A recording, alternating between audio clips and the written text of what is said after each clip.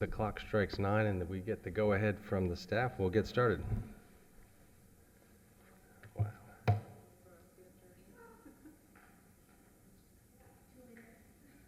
2 minutes, okay.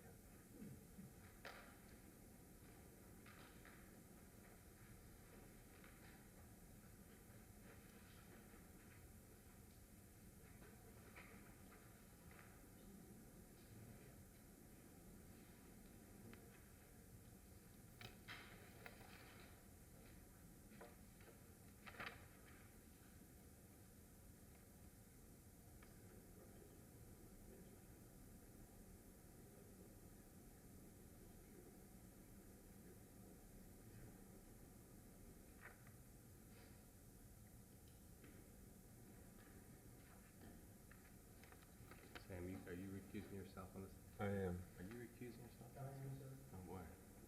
I think we're still. Actually, it was Doug who said, she did not want to. Okay, good. Well, you could have stayed in bed. All right, looks like we're ready to get going here. Good morning, welcome everyone. May 14th Downtown Action Committee hearing. And if we could start with a roll call, please.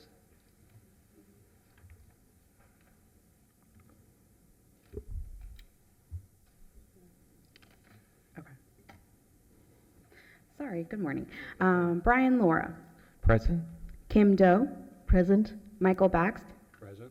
Brian Chagas. Present. Roger Jansen. Present. Nick Mielich. Present. Samuel Grace. Present. Let the record reflect that Gregory Gabriel is not present. Okay, thank you very much. And item 2, minutes from the April 9th hearing. Does anybody have any comments, corrections, motion to approve? Motion to approve. All right, second. Second. All in favor, say aye. Aye. Aye, opposed? Okay, motion carries. Minutes from April 9th approved. Item 3, report from city urban designer. That's okay, Claudia. We'll wait. Boy, it's quiet here. Good morning, everyone. Claudia Babin, City Urban Designer. I have just one update, and it's related to the DMP update, the work that we're doing with the consultants Discovich. As mentioned before, we are having these vision discussions related to certain topics on the downtown. The last one was on April 30th, and it was related to transportation. But we do invite you to come to the next one. I saw some of you in the last one. Thank you for joining. And the next one will be on June 18. And this will be all related to open space, to the public realm of the downtown. And we have panelists that are coming with, great expertise in how to operate this open space. And we also have, again, most importantly, community to join and really share their thoughts. So just that, again, come and join us. This will be on June 18 here at the Flagler Gallery, 5 p.m. to 7 p.m. Okay. And that is it for me. Okay, great, thank you. All right, moving down, we'll go to item 5, declaration of ex parte communication. Anyone have any ex parte to declare on today's case? None? Okay. So noted. We'll move into today's public hearing. So, excuse me, anyone that will be presenting testimony on today's case, if you could stand and be sworn in, please.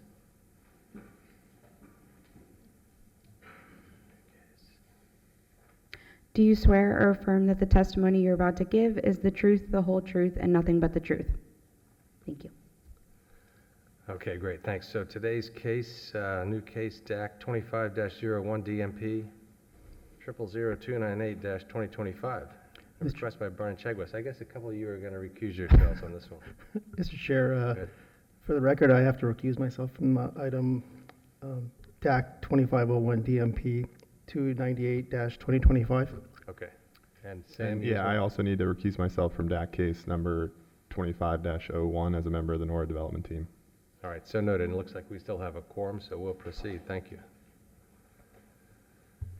And with that, we'll go ahead and hear from the applicant on this case.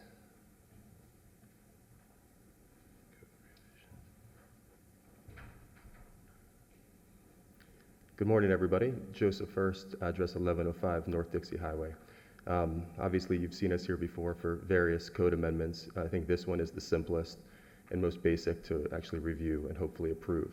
So in short, the character of the North Railroad Avenue district is that of adaptive reuse primarily. And we have a situation here where we had a building that was too small for our typical adaptive reuse program, so we added a little bit of additional square footage. And we're here seeking, let me go here. Oh, this is very complicated, Brian, thank you. Anyway, 3 different variances, one related to active use, one related to transparency, and the other related to a very small portion of our frontage where we want to have greater than a 4-foot wall. Entitlement history, I think you're all very well aware, but the main NORA code amendments were passed February 2022. We brought our retail phase site plan permit in for 155,000 square feet, and then we've had all of that approved, and now when we started to lease to tenants, we've started to make certain amendments or changes to our site plans and buildings based on tenant specifications. The building that we're here talking about is located at the south end of our district at the corner of 7th and North Railroad Avenue. This is the entry point to North Railroad. This is also where we have our place branded NORA sign, which exists on 7th Street at the south end of the site. The beauty of what was NORA. So this was the existing building. This was used for Palm Beach cast stone. This was a storage building with a storage yard in front. As you can see, the building was a little too small for our adaptive reuse program. So we added an additional component to the building. So if you look at the image on the right, you'll notice the existing building is at the top of the screen, and then the extension that we added is the rectangular building at the bottom. When we came through with our original site plan approval, given that this was not just an adaptive reuse, this was a portion of new construction, for simplicity purposes, we used both of the frontages along North Road Avenue as our active use area. When the tenant came in and started to design, they realized they needed their back of house space to the north portion of the building, and requested that that become a non-active use area. And as you see to the south, the longer building is an entire active use area. More importantly to note, if you look at the design of this building, the entire design ethos of what this tenant is doing is creating a large outdoor patio. So from an active use perspective, we're actually delivering a lot more linear footage, both on the west side and the south side of the building related to active use. Here's an aerial of the site plan that shows you really I think the amount of outdoor program space that we think is very accretive to an active use for the district. This is a rendering view taken from the main gate at North Road Avenue. Now to transparency. Very similar situation. When we initiated the first site plan approval, we showed both the northernmost building, the one that's adaptive reuse, as well as the southern building, both having transparency. Again, because of the design of the space and the need for the back of house, we've subsequently, thank you, that's related to the NORA sign, which is also another component of our request. So here you can see it again, the northern building is solid. We've put as much transparency as possible along the southern building. And then on the southern end of the building, you'll notice that we do have a bar that's placed facing the interior. The exterior of that bar is also related to where the NORA sign goes. And so we have a request in that one consideration to the green box to the right of the bar to exceed that 4-foot standard for the exterior wall. Here's a more detailed view. You can notice the outdoor bar. Of course, there's a solid backing to that outdoor bar. And again, that's where the NORA sign is placed anyway, so there wouldn't be transparency through that location. The green box shows that entry point and that ability for transparency on the south side of the building.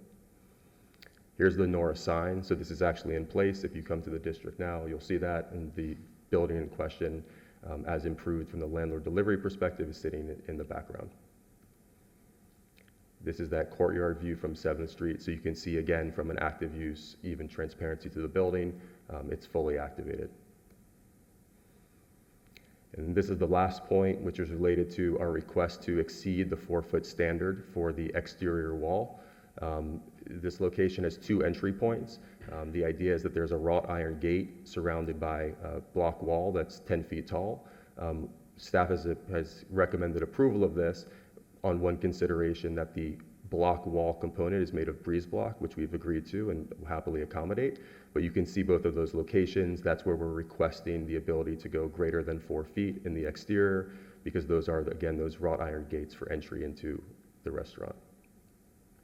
Here's a rendering of the main gate. This is not shown with the breeze block. This was before the staff issued recommendation, which we're happy to accommodate. We believe we comply with all of the standards for variance review and request. And again, staff recommends approval, again, with the one condition that we use breeze block on the 10-foot components of the exterior wall, both on the south and west side of the entry to the restaurant. Thank you very much. Damien, do you want to add anything to that? Okay. Okay, great. Looks very nice, thanks. Anything from staff? Chris?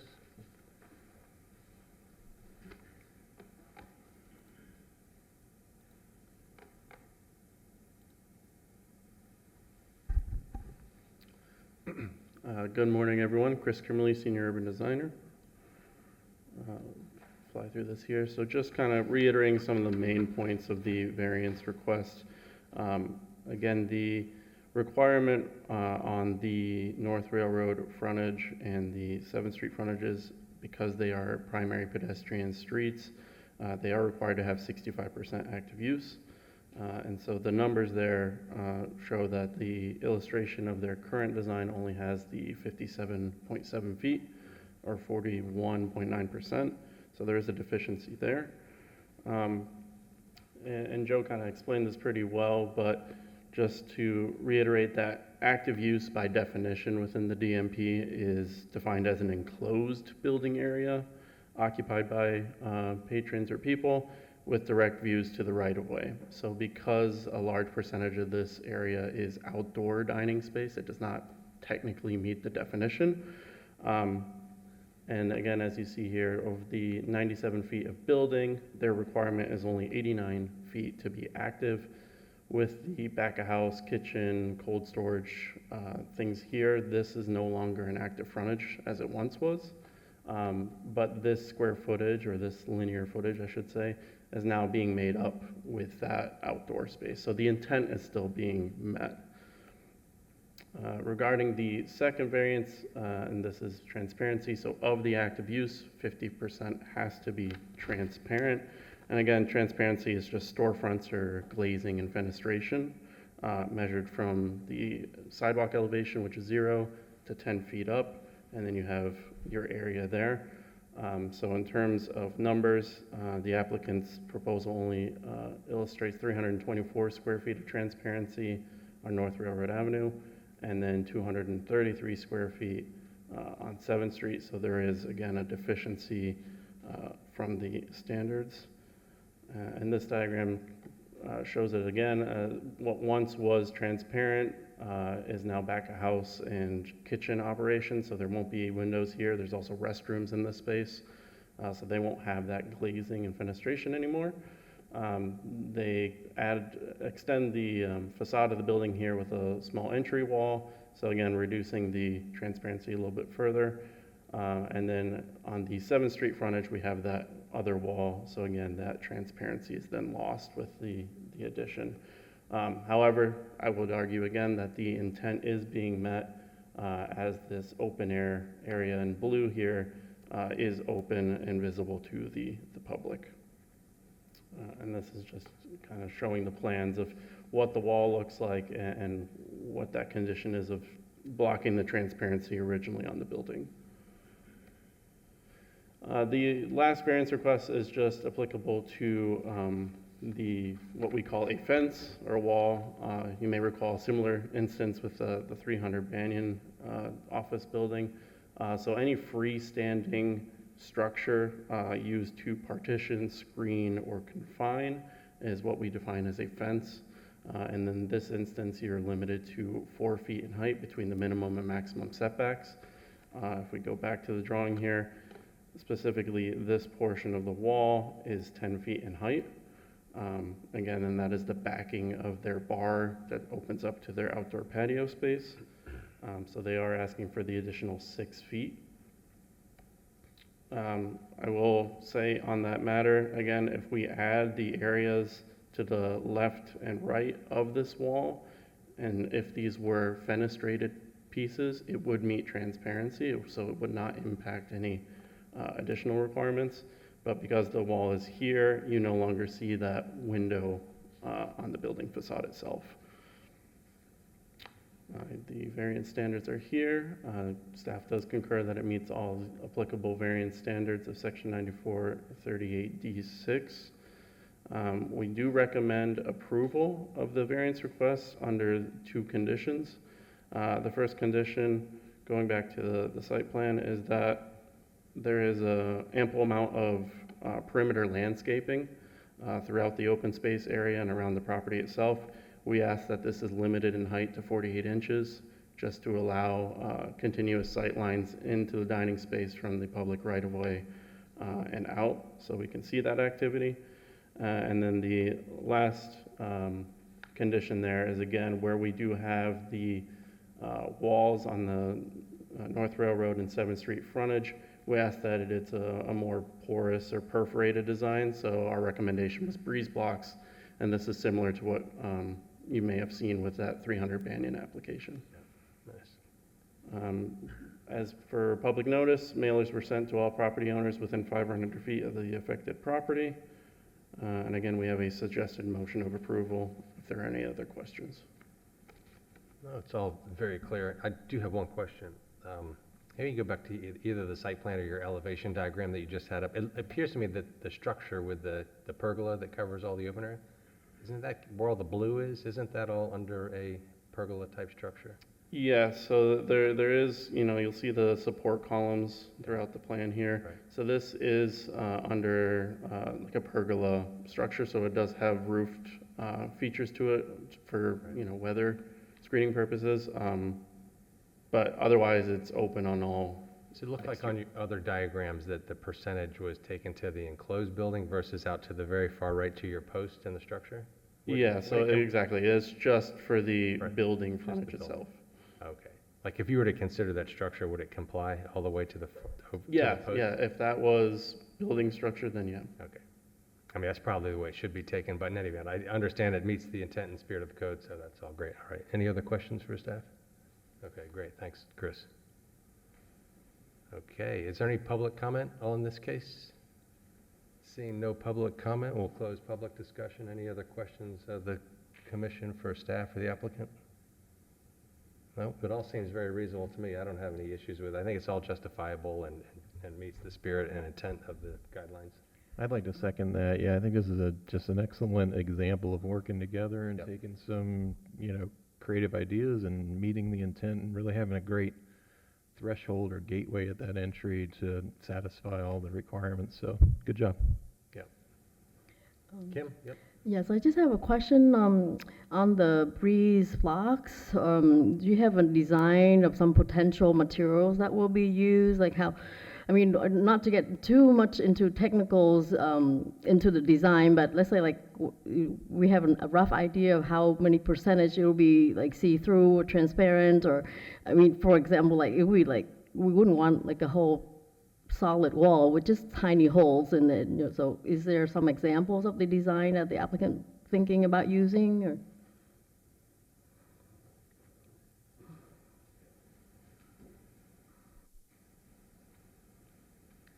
So just to address your question specifically, we've not worked through that with the tenant because obviously these are new conditions that were imposed. But I do think there are some very interesting examples that Damien and I, my partner, have been looking at. One in particular is at the Pastis location in Miami, where they basically use perforated squares within each of the blocks. Another interesting one that we think this tenant might find compelling are actually using clay roof tiles, the half circles, and stacking them, which actually creates a very cool, beautiful image and allows a lot of transparency. But we've not worked any of those through with the tenant yet. Yeah, I think that's something, the staff will look at it and they'll approve it. If they have any problems, I'm sure they bring it to our attention, but yeah, that sounds good. Thanks. Any other questions, anyone? All right, anyone want to make a motion? Mr. Chair, I'll make a motion. I move that the Downtown Action Committee approve the variance requests included in DAC case number 25-01 as follows. 1. A variance request from section 94-127 table 434, regarding the provision in which the minimum active use percentage along a primary pedestrian street, North Railroad Avenue, is required to be 65% or 89 feet 5 inches of the buildable lot frontage. Of the property's 137 feet 2 inches lot frontage, the applicant's proposal illustrates 57.7 feet of active use or 41.9%. Specifically, the variance requested allows for a deficiency of 31.5 feet or 23.1% of active use along North Railroad Avenue. 2. A variance request from Section 94-127, Table 4-34 regarding the provision active use transparency along a primary pedestrian street, North Railroad Avenue and 7th Street, is required to be 50% of the active use percentage. Of the required 445.8 square feet of transparency / glazing along North Railroad Avenue, the applicant's proposal illustrates 324 square feet of transparency or 36.3%. Of the required 233 square feet of transparency / glazing on 7th Street, the applicant's proposal illustrates 90 square feet of transparency or 19.3%. Specifically, the variance requested allows for a deficiency of 121.8 square feet or 13.7% of active use transparency along North Railroad Avenue and a deficiency of 143 square feet or 30.7% of active use transparency along 7th Street. 3. A variance request from Section 94-109, Definitions and Minimum Requirements regarding fences, which states that fences along a lot frontage shall be a maximum height of 4 feet. The applicant's proposal illustrates a freestanding privacy wall or fence on the 7th Street frontage with a maximum height of 10 feet. Specifically, the variance requested allows for an additional 6 feet of fence along the 7th Street frontage. In addition, the granting of the variance approval is made conditional upon the following restrictions, stipulations, and/or safeguards that I move are necessary to ensure compliance with the purpose and intent of the zoning code and consistent with the comprehensive plan and the downtown master plan of the city of West Palm Beach. 1. All ground cover and perimeter landscaping along North Railroad Avenue and 7th Street frontages shall be kept and maintained to a height of no more than 48 inches. This ensures continuous views and interaction between the public realm and interior dining spaces. 2. The applicant shall implement a porous or perforated wall design, example breeze blocks, along the 7th Street frontage to allow for transparency, landscape potential, and soften the hard edge along the street frontages. This motion is based upon the testimony presented along with the application submitted, which constitutes competent, substantial evidence that the standards in Section 94-38D6 have been met. Okay. That was a long one. Motion. You're going to need to vote on these variances separately. Oh, separately.